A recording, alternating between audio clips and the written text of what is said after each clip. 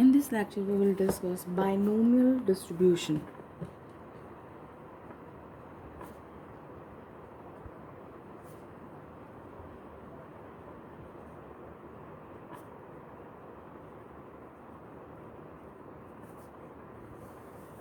Binomial distribution का हमारा जो जनरल फॉर्मूला होता है उसको हम लिखते हैं P x is equals to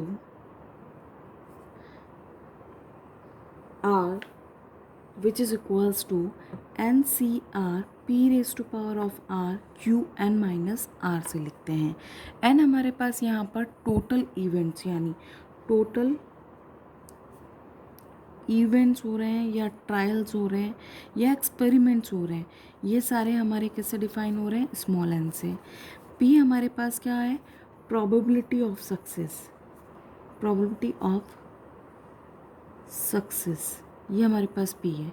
इसी तरह से p q की बात करते हैं तो ये होती है प्रोबेबिलिटी ऑफ फेलियर, ठीक है. और r आपके पास जो आपको फाइंड करना है, दैट मीन्स अगर हमें फाइंड करना है कि टोटल n इवेंट्स में से कितने ट्रायल्स सक्सेस हुए हैं, कितने ट्रायल्स फेल हुए हैं, तो उस केस में r हमारा क्या हो गया, जो क्वेश्चन की डिमांड है यानी जो हमें फाइंड आउट करना है. That means we have to find, ये हमारा क्या हो गया, r हमें ऑलरेडी गिवन होगा कि हमें निकालना क्या है, ठीक है. अब यहाँ पे जब हम बात करते हैं बाइनोमियल डिस्ट्रीब्यूशन की, तो बाइनोमियल डिस्ट्रीब्यूशन में हम बात करते हैं दो तरह के इवेंट्स की, या तो कोई इवेंट होगा या इवेंट नहीं होगा, या कोई भी हमारे पास जो भी एक्सपेरिमेंट था वो सक्सेस होगी उसमें या उसमें फेलियर होगी. या हम बात करते हैं तो इसमें किस किस तरह के केसेस हम बात करते हैं, वो हो जाएगा ऑक्योरिंग या नॉन ऑक्योरिंग इवेंट,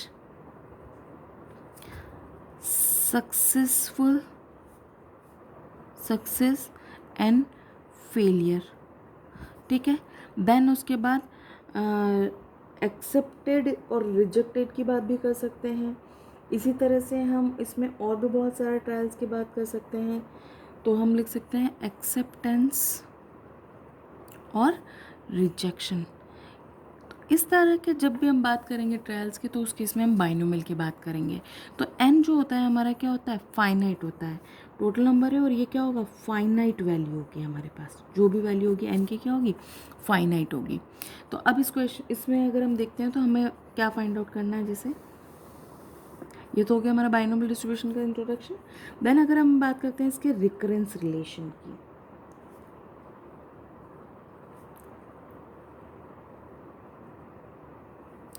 या इसकी बात करते हैं रिकर्सन फॉर्मूला.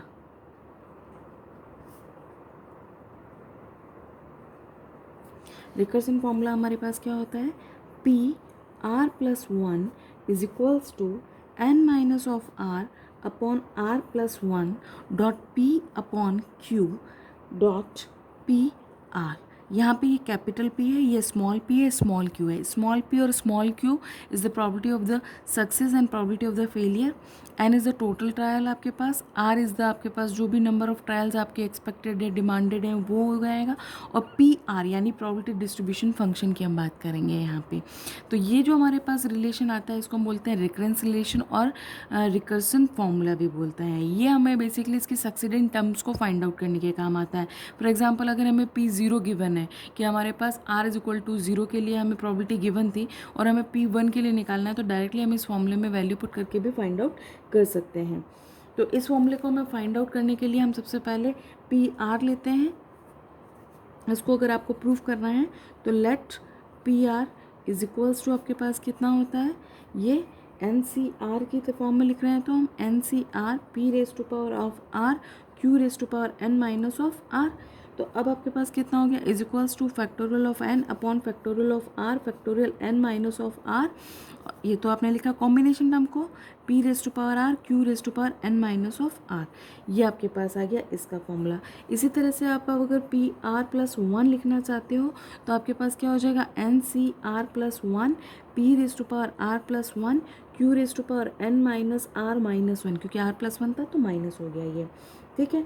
तो अब हम इसको कैसे लिख सकते हैं, is equals to factorial of N upon factorial of are plus one factorial N minus R plus one P raise to power आपके पास कितना आया R plus one Q raise to power N minus R plus one. अब हम क्या कर रहे हैं, हमें क्योंकि पी आर प्लस वन की वैल्यू चाहिए in term of P R, तो हम क्या कर रहे हैं पी आर प्लस वन को डिवाइड कर रहे हैं किससे, पी ऑफ आर से। तो दोनों को हम डिवाइड कर दें तो हमारे पास जो टर्म मिलेगी फैक्टोरियल एन से factorial N cancel out, factorial R plus one upon factorial R बचेगा आपके पास, फैक्टोरियल आर प्लस वन, आप पूरी टर्म लिख देते हैं सो दैट की कन्फ्यूजन ना हो, factorial N upon factorial R plus one factorial N minus of one plus था तो सॉरी यहाँ पे माइनस आ जाएगा ना, फिर यहाँ पे आपके पास कितना आएगा P R plus one Q N minus R plus one, ये कन्फ्यूज मत होइएगा, मैं आर दोनों जैसे लिख देती हूँ, है ना, डॉट आपके पास कितना आएगा फैक्टोरियल आर अपॉन फैक्टोरियल आपने लिखना है इसमें एन प्लस वन। तो यहाँ पे अगर मैं इसको लिखना चाहूँ तो factorial N factorial R factorial N minus of R और आपके पास क्या आ गया अपॉन में ये, और यहाँ पे अपॉन में कितनी आ रही है P raise to power are Q raise to power N minus of R. तो इस टर्म को जब हम सॉल्व करेंगे फैक्टोरियल एन से फैक्टोरियल एन कैंसिल होगा, फैक्टोरियल आर है तो यहाँ से जब आप आर बाहर निकालोगे तो अंदर कितना आर प्लस वन बाहर निकालोगे तो यहाँ आर हो जाएगा, तो ये पूरी टर्म आपके पास क्या हो जाएगी कैंसिल होकर सिर्फ आपके पास नीचे आर प्लस वन वाली टर्म बचेगी। इसी तरह से एन माइनस आर आप बाहर निकालोगे तो आपके पास N minus R minus one होगा, तो इस तरह से यहाँ पे भी आपके पास क्या होगी टर्म कैंसिल आउट होगी, तो ये टर्म कैंसिल आउट होकर बचेगी N minus of R upon R plus one dot P upon Q dot P of R, इस तरह से बचेगा। तो अब इसके बाद हम इसको नेक्स्ट स्टेप पे हम क्या फाइंड आउट करेंगे, इसका मीन एंड द वेरिएंस। तो अब हमारे पास आ रहा है मीन ऑफ बाइनोमियल डिस्ट्रीब्यूशन।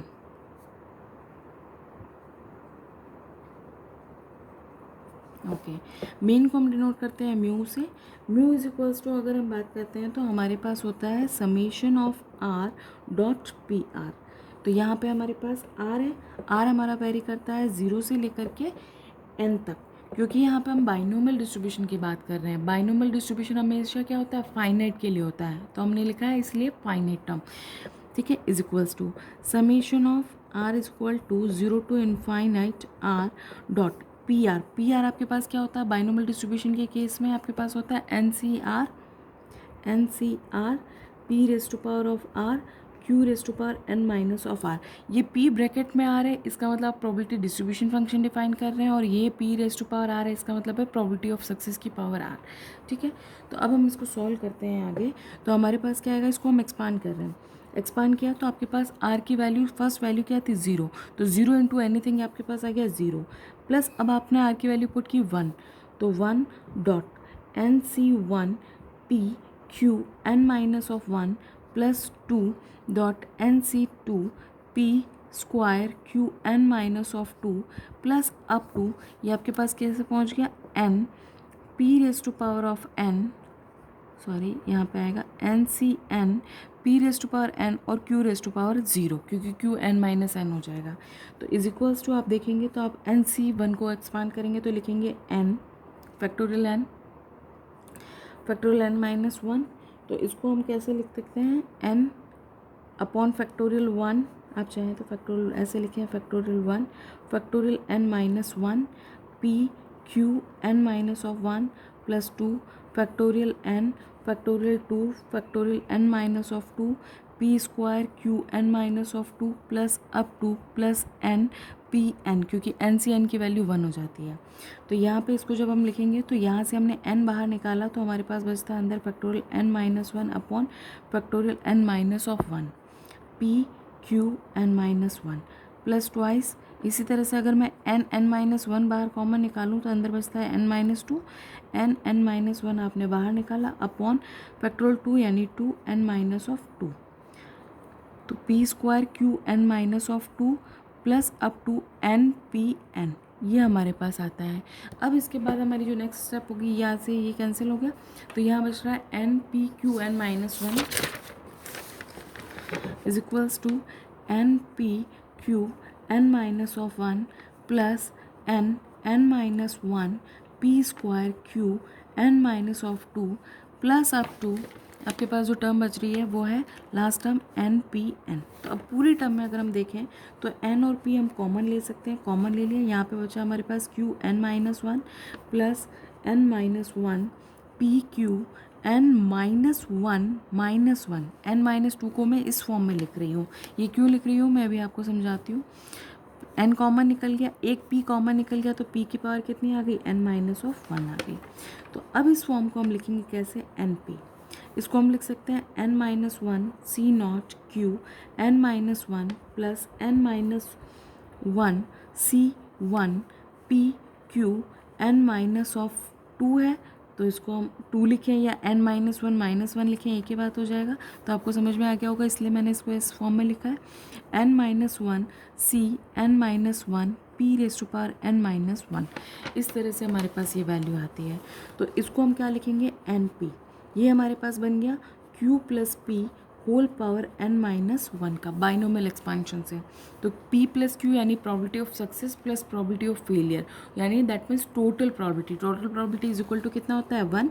तो N P into one, so इसकी वैल्यू आपके पास कितना आ गया, इसका मीन आ गया एन पी। इसी तरह से आप वेरिएंस निकालेंगे, वेरिएंस ऑफ बाइनोमियल डिस्ट्रीब्यूशन,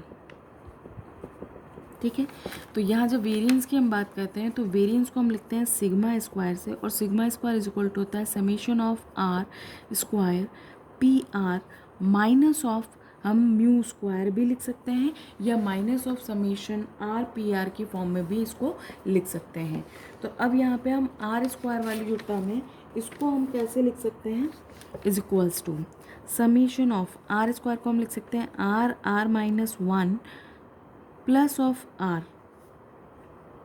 अब जब इसको सॉल्व करेंगे तो आर स्क्वायर ही आएगा, P R minus of mu square. इसको इसलिए कर रहे हैं ताकि हम इसको सिंप्लीफाई कर सकें। तो is equal to summation of R minus one P R plus, sorry minus है नहीं है, सॉरी ये वाला प्लस है, तो summation of R P of R minus of mu square. यहाँ पे आपके पास जो वैल्यू चल रही है वो यहाँ पे वही चल रही है, R is equal to zero to N, R is equal to zero to N, R is equal to zero to N, क्योंकि यहाँ पे फाइनाइट की ही बात करेंगे, लिमिट की, है ना। तो इज इक्वल्स टू, यहाँ पे अगर आप देखें तो ये हमारा किसका फॉर्मूला है, मीन का फॉर्मूला है। तो इसको इज इक्वल्स टू मैं म्यू भी लिख सकती हूँ या एन पी भी लिख सकती हूँ, दोनों ही चीज़ें।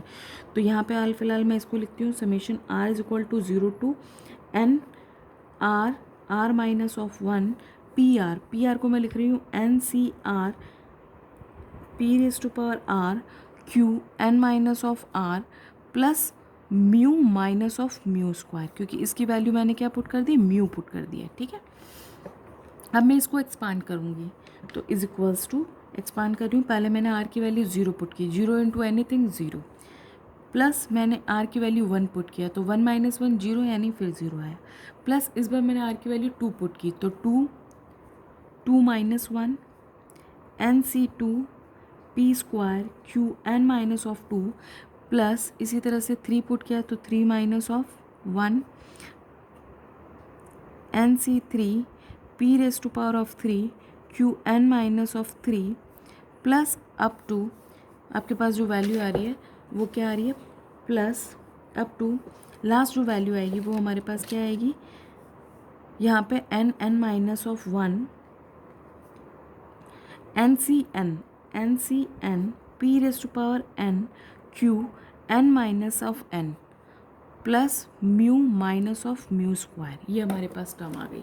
अब इसको हम आगे सॉल्व कर रहे हैं तो इज इक्वल्स टू, यहाँ पे हमारे पास आया टू एन सी टू को हम क्या लिखेंगे, n minus one upon two P square Q N minus of two, plus इसको हम लिखेंगे three dot two n c three को लिखेंगे n minus one N minus two upon three factorial होता है, तो 3.2 लिख रही हूँ इसीलिए मैं इसको भी, ठीक है। फिर यहाँ पे आया p cube q n minus of 3 plus up to, हमारे पास जो लास्ट टर्म आएगी इसकी उसको हम लिखेंगे n minus 1, n C N की वैल्यू हो गई 1, p raise to power n q की पावर 0 प्लस म्यू की वैल्यू हम अभी एज इट इज़ ही रख रहे हैं क्योंकि बाद में पुट करेंगे, तो उधर की कोई कन्फ्यूज़न क्रिएट ना हो। अब यहाँ से यहाँ तक कि मैं अगर हम देखें तो n माइनस 1 हमारे पास क्या हो रहा है, कॉमन निकल रहा है, तो हमने n माइनस 1 कॉमन निकाला और हमारे पास कॉमन निकला पी स्क्वायर, अंदर क्या बचा क्यू n माइनस 2 बचा प्लस n माइनस ऑफ 2, यहाँ पे कितना आया p q n minus of 3 है तो 2 माइनस 1 लिख दूँ plus up to last value आपके पास ये पूरी टर्म कॉमन निकाली, पी आपने स्क्वायर कॉमन निकाला तो आपके पास कितना बचा p n minus of 2 plus mu minus of mu square, ये आ गया हमारे पास। तो is equals to n minus of 1 p square, same आपके पास ये फॉर्मूला बन गया किसके लिए, q plus P whole power n minus of 2 के लिए, जैसा कि हमने यहाँ पे ऊपर सॉल्व किया था ये वाला टर्म उसी तरह से। तो अब ये क्या आ गया plus of mu minus of mu square, फिर से समेशन यानी p प्लस क्यू, तो टोटल कितना हो गया 1, तो आपके पास कितना आया n minus 1 p square into 1 plus mu की वैल्यू कितनी है N p minus of n p का होल स्क्वायर, क्योंकि एन स्क्वायर पी स्क्वायर लिख सकते हैं यहाँ पे क्योंकि म्यू इज इक्वल टू कितना है एन पी। तो अब आपने लिखा तो आपके पास कितना आया n square p square minus of n p square plus of n p minus of n square p square, ये से ये कैंसिल आउट, दोनों टर्म में से एन पी कॉमन निकला, अंदर बचा 1 माइनस ऑफ पी, और 1 minus of p is equal to किसके होता है क्यू के होता है, किस प्रॉपर्टी से p plus q is equal to 1 होता है इसलिए। तो वेरिएंस हमारे पास कितना आ गया इसका एन पी क्यू आ गया। तो स्टैंडर्ड डेविएशन क्या होता है अंडर रूट ऑफ वेरिएंस, तो हमारे पास क्या आ गया under root of n P q, ये क्या होता है अंडर रूट ऑफ वेरिएंस है ना स्टैंडर्ड डेविएशन, तो ये आ गया। अब हम इसके बाद इसके मोमेंट जनरेटिंग फंक्शन को हम मोमेंट जनरेटिंग वाले लेक्चर में ही डिस्कस करेंगे, वहाँ पे हम पॉइजन नॉर्मल और बाइनोमियल तीनों का डिस्कस करेंगे मोमेंट जनरेटिंग फंक्शन। अब हम डायरेक्ट न्यूमेरिकल डिस्कस करेंगे इस पर बेस्ड, इसमें हम 3 अलग अलग तरह की प्रॉब्लम्स को डिस्कस करेंगे। तो जैसे हमारे पास ये गिवन है fit a binomial distribution to the following data, x given है f गिवन है, x के करस्पॉन्डिंग डेटा हमें ये गिवन है, f के करस्पॉन्डिंग डेटा ये गिवन है। अब यहाँ पे हमें n पता नहीं है p पता नहीं है, कैसे फाइंड आउट करेंगे कि बाइनोमियल से सॉल्व कैसे होगा। तो इस केस में हम सबसे पहले क्या करेंगे, इससे हमें निकालना होगा बाइनोमियल डिस्ट्रीब्यूशन से मीन निकालना होगा। जब हमारे पास फ्रीक्वेंसी डिस्ट्रीब्यूशन गिवन होता है तो मीन हमारा होता है, मीन इज इक्वल टू होता है summation of F x upon summation of F होता है ना। तो summation f x upon F से हम मीन निकालेंगे। तो हमारे पास क्या गिवन है एक्स गिवन है, एक्स की वैल्यू 0 1 2 3 4 हो गई, एफ की वैल्यू हमारे पास क्या हो गई 30 62 46 10 और 2, ये आ गया आपके पास। अब इसके बाद आपको क्या निकालना है एफ एक्स, तो ये क्या आ गया 0 62 46 इंटू आपके पास 2 किया आपके पास, तो कितना आया 92 30 2 इंटू 4 कितना हो गया 8। अब आपको जो सम लेना है वो किस किस का लेना है, एक तो आपको चाहिए इसके लिए समेशन ऑफ एफ, क्योंकि फ्रिक्वेंसी डिस्ट्रीब्यूशन में हम समेशन ऑफ एफ से डिवाइड करते हैं, तो इसका जो टोटल सम है वो क्या समेशन एफ यानी 150, ये तो हो गया आपके पास समेशन ऑफ एफ। इसी तरह से हमने इसका जो टोटल सम किया वो कितना आया हमारे पास 192, तो ये कितना आया summation of F of x के बराबर आ गया। ठीक है, तो अब हम इसकी वैल्यू को पुट करेंगे कहाँ पे, यहाँ पे। तो हमारे पास मीन को हम लिख रहे हैं, तो हमारे पास क्या आ गया mean is equals to summation f x upon summation f, तो हमारे पास कितना आया 192 अपॉन 150। अब बाइनोमियल डिस्ट्रीब्यूशन की अगर मीन की बात करते हैं तो बाइनोमियल डिस्ट्रीब्यूशन का मीन क्या होता है एनपी होता है, तो इसके हिसाब से एनपी इज इक्वल टू कितना आ गया 192 डिवाइड बाई 150। ठीक है, तो अब यहाँ पे हम बात करते हैं capital n is equal to summation of f भी होता है, तो एन आपके पास टोटल कितना 4 डेटा गिवन है, तो 4p is equals to 192 divide by 150 हम जब करते हैं तो हमें कितना मिलता है 1.28। तो यहाँ से हम p की वैल्यू निकालते हैं, p is equal to 1.28 divide by 4 which is equals to आपके पास वैल्यू कितनी आ गई 0.32। ये हमारे पास p की वैल्यू आ गई। तो प्रोबेबिलिटी ऑफ सक्सेस आपने निकाल लिया। अब q निकालना है, तो आपके पास क्या आ गया q इज इक्वल्स टू कितना आ गया 1 माइनस ऑफ p, तो आपके पास कितना आ गया 1 minus 0.32 which is equal to कितना आया 0.68। ये आपके पास आ गया। अब आपको इसको फिट करना है बाइनोमियल डिस्ट्रीब्यूशन में, तो आपको बाइनोमियल डिस्ट्रीब्यूशन में कैसे लिखेंगे इसको, hence binomial distribution is equals to capital n p plus q, और इसकी होल पावर क्या होगी आपके पास स्मॉल n से लिखेंगे। तो कैपिटल n क्या, सम ऑफ द फ्रिक्वेंसीज कितना था आपके पास 150, तो इज इक्वल टू 150 0.32 प्लस 0.68 इसकी होल पावर 4, तो ये किसके बराबर आ गया 150। और इसको आप चाहें 150 इंटू इस पूरी फॉर्म में आपको लिखना होगा क्योंकि बाइनोमियल डिस्ट्रीब्यूशन का ही फॉर्म है, तो 0.68 होल पावर 4, ये हमारे पास इसका क्या आएगा सॉल्यूशन आएगा। अब एक और प्रॉब्लम हम डिस्कस करने वाले हैं, वो थोड़ी इससे अलग है।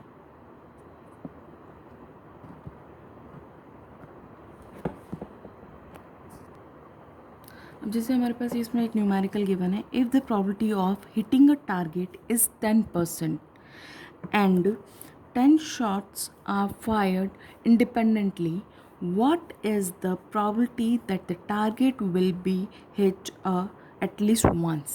तो आपके पास यहाँ पे सबसे पहले आपको क्या निकालना है, इंडिपेंडेंटली टास्क हो रहा है, आपके पास यहाँ पे प्रोबेबिलिटी भी जो गिवन है और उसके अलावा n गिवन है। n कितना गिवन है आपको 10 शॉट्स, तो small n is equal to कितना गिवन है 10 गिवन है, ठीक है। Small p is equal to कितना गिवन है 10% यानी 10/100 विच इज इक्वल टू कितना आ गया 0.01 या 1/10 लिख दें, 0.1 आएगा ना ठीक है, या हम इसको लिख सकते हैं 1/10। इसी तरह से q इज इक्वल टू क्या होगा 1 minus of p which is equal to 1 minus 1/10 which is equal to कितना आ गया 9/10। तो p आपके पास आ गया, q आपके पास आ गया, n आपके पास आ गया। r आपको क्या कह रहा है, target will be hit at least once.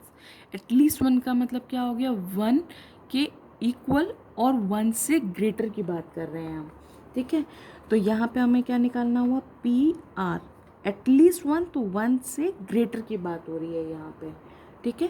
तो इसको हम कैसे निकालें, अगर 1 से ग्रेटर की बात करते हैं तो अब हमारे पास 10 है, तो हमें कैसे निकालना होगा 1 के लिए, 2 के लिए, 3 के लिए, 4 के लिए, अप टू 10 के लिए। या हम ये कर सकते हैं 1 माइनस, अगर हम p 0 के लिए करते हैं इसको r इज इक्वल टू 0 के लिए, तो हमारे पास क्या आ जाएगा, ये वैल्यू आ जाएगी, दैट मीन्स 1 माइनस p 0, तो NC0 NCR p raise to power of r q raise to power n minus r से लिखें, तो आपके पास कितना आया 1 माइनस n की वैल्यू कितनी है 10, C0 p raise to power 0, p की वैल्यू थी 1/10, इसकी होल पावर कितना आ गया 0, q यानी 9/10, इसकी होल पावर कितना आ गया 10 माइनस 0, तो 10 ही आएगा।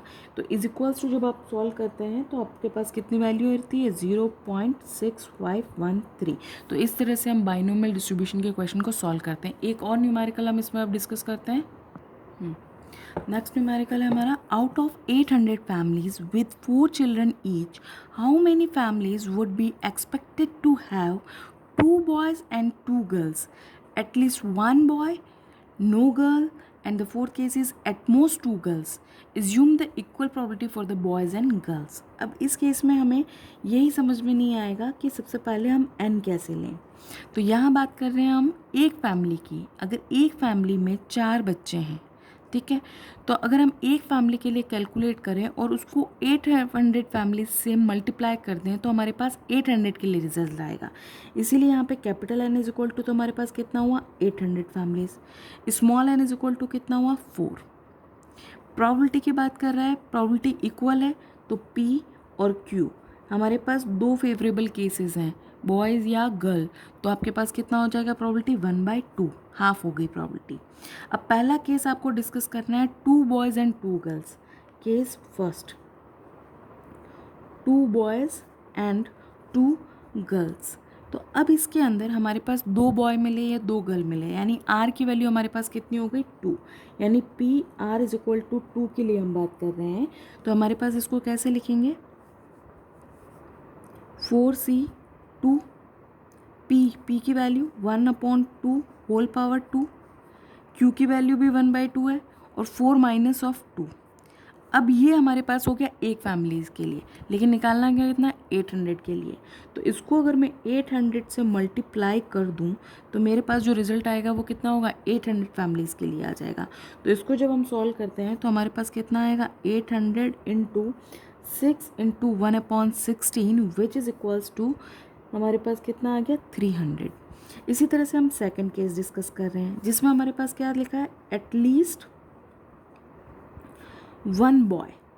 एटलीस्ट 1 बॉय का मतलब क्या हुआ कि कम से कम एक लड़का हो सकता है, 2 भी हो सकते हैं, 3 भी हो सकते हैं और चारों के चारों बॉयज़ भी हो सकते हैं। तो उस केस में हम इसको कैसे लिखेंगे, p r is less than equals to 1 और 800 के लिए तो 800 से मल्टीप्लाई।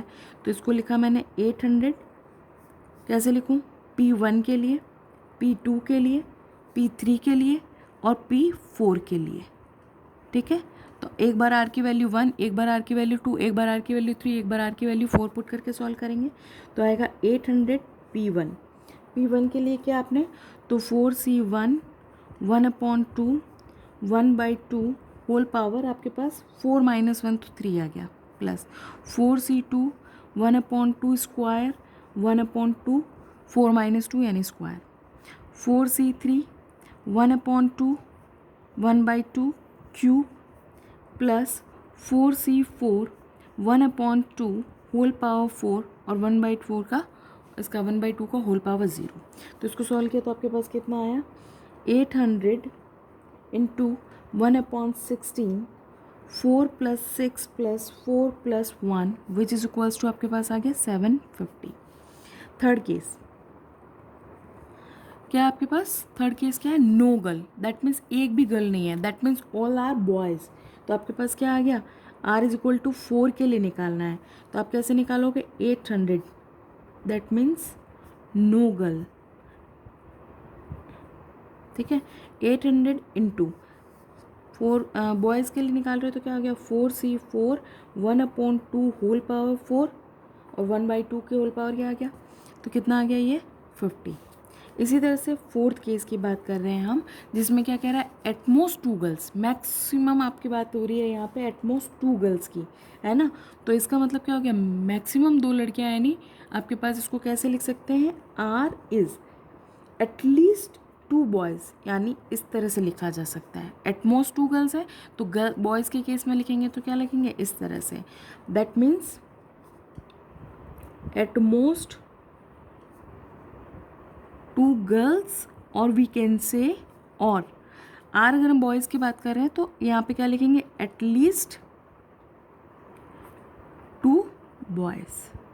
ठीक है, तो इसको कैसे लिखा is equal to 800 p are is greater than equals to 2। ठीक है, तो अब इसको कैसे लिखेंगे 800 आर इज इक्वल टू 2 यानी P2 के लिए, P3 के लिए प्लस P4 के लिए। तो अब हमने इसको ऊपर सॉल्व किया था तो वहाँ से हम वैल्यू भी लिख सकते हैं इसकी 800, इसको लिखेंगे 4C2 1/2 square 1/2 square plus 4C3 1/2 1/2 whole cube plus 4C4 1/2 whole power of 4, ये आ गया। तो इसका वैल्यू कितना आया 800 into 1/16 6 + 4 + 1 which is equal to कितना आ गया 550। इसमें हमने 3 प्रॉब्लम डिस्कस किए बाइनोमियल डिस्ट्रीब्यूशन में, तीनों प्रॉब्लम एक दूसरे से थोड़ी अलग है।